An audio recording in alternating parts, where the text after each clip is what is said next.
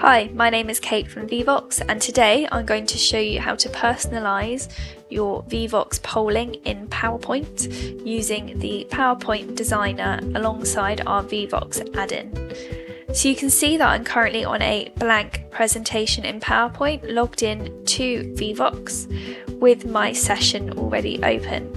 So you can see at the moment if I insert a polling question, it just inserts it on a standard PowerPoint slide with a white background and the standard font.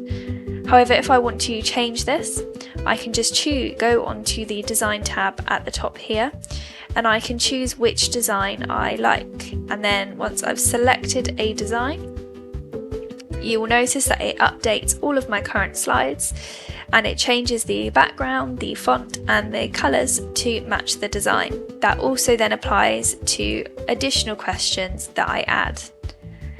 However, let's say for example that I want a different design on this slide than I do other slides.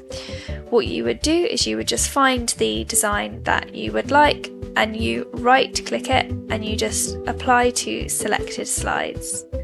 So again, if I wanted it a different one for just this whole question, not just that singular slide, I can just highlight both of the slides, right click and apply to selected slides, and then you'll see these two have now changed and you can have different designs on different slides.